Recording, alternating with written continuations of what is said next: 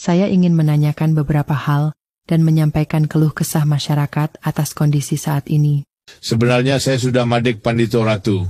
Artinya apa? Saya sudah menenangkan diri untuk lebih banyak kontemplasi dan menjauhi hiruk-pikuk politik. Tapi setelah melihat kondisi daripada rakyat, maka saya bersedia bersuara dan menyumbangkan daripada pikiran-pikiran saya agar rakyat hidupnya menjadi makin baik. Terima kasih, Pak. Sebelumnya izinkan saya menanyakan, apa kesibukan Bapak saat ini? Ya, saya lebih banyak menikmati waktu luang. Zamannya sekarang sudah beda dengan zaman saya dulu yang jadul. Kalau dulu saya meluangkan waktu untuk memancing atau main golf, sekarang saya lebih banyak duduk dan scroll-scroll media sosial saja. Bapak senang memperhatikan medsos juga ya? Ah, tidak. Saya awalnya ingin cari hiburan saja di medsos. Tapi setelah saya lihat-lihat, saya jadi miris kok banyak berita-berita yang tidak membuat rakyat bahagia. Coba kalau Anda, Purwantini, buka Facebook, Instagram, atau Twitter. Isi beritanya masalah yang sama. Seperti yang sedang spiral sekarang, viral maksud saya, adalah masalah gas melon.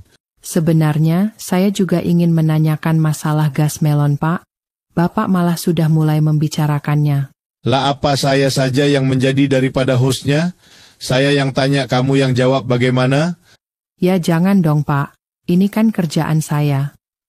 Nanti saya tidak dapat gaji dong. Saya masih punya cicilan motor NMAX, Pak. Saya juga punya cicilan iPhone 4, nyicil BRI, BPR, dan lain-lain.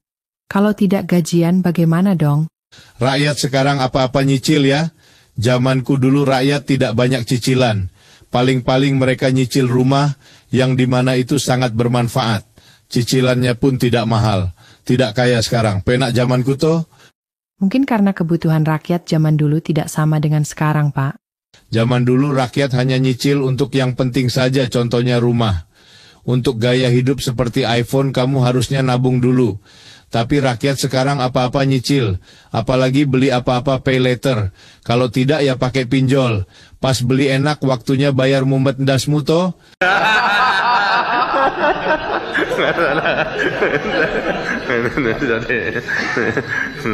Memang kondisinya seperti ini, Pak. Begini, sebenarnya prinsip daripada kebutuhan itu ada 3. Mau diterangkan di sini? Ada 3 yaitu kebutuhan primer, sekunder, dan tersier. Kebutuhan primer itu apa saja? Sandang pangan dan papan. Kebutuhan sekunder misalnya menyekolahkan anak. Kebutuhan tersier apa? Yaitu kebutuhan yang hanya untuk gaya hidup. Terus bagaimana, Pak? Zamanku dulu saya membuat daripada program yang namanya Gerakan Gemar Menabung. Ini salah satu visi saya untuk membangun kualitas daripada masyarakat. Anda bisa googling dan cari Tabanas.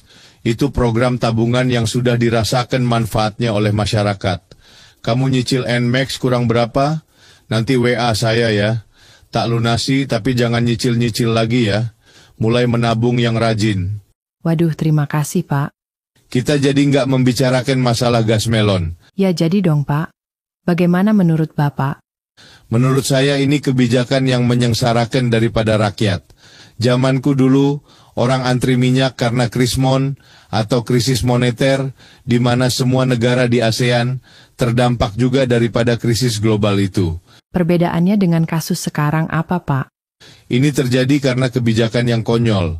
Menterinya coba-coba bikin kebijakan yang malah bikin rakyat sengsara. Negara tidak boleh dimain-mainkan dengan kebijakan yang coba-coba seperti itu. Kebijakan Menteri Bahlil kemarin salah ya, Pak? Anda lihat sendiri kan di mana-mana rakyat jadi susah. Kalau diteruskan rakyat akan marah. Saya sendiri kalau jadi rakyat pasti marah juga kalau dibuat coba-coba seperti itu.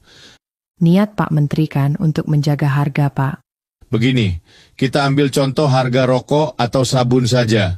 Dari pabriknya dipatok harga tertentu, kemudian mekanisme pasar bekerja dengan sendirinya. Sampai warung kecil, wajar mereka ambil keuntungan yang tidak seberapa. Misalkan warung kecil, kemahalan, yang beli pasti cari ke warung lain. Pabrik rokok saja bisa mengendalikan stabilitas harganya, masa negara tidak bisa urus gas melon? Jadi instruksi Pak Prabowo mengembalikan ke aturan sebelumnya sudah benar ya, Pak? Gas ini kan diurus negara. Harusnya sangat mudah, asal kebijakannya dipikir dulu dan tidak asal coba-coba. Semua akan terkondisikan jika pasokan lancar dan tidak ada penimbun yang mencari keuntungan daripada kantongnya sendiri.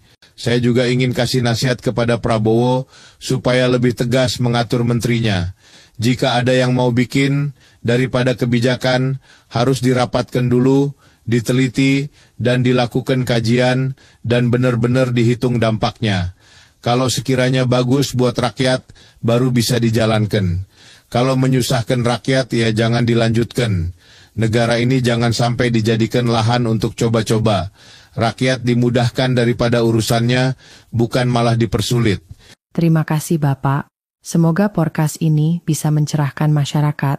Maksud kamu podcast? Iya Pak, maaf. Sampai jumpa dan terima kasih Bapak. Sama-sama. Jangan lupa IG saya di fallback ya. Siap Pak. Piye? Enak zamanku tuh.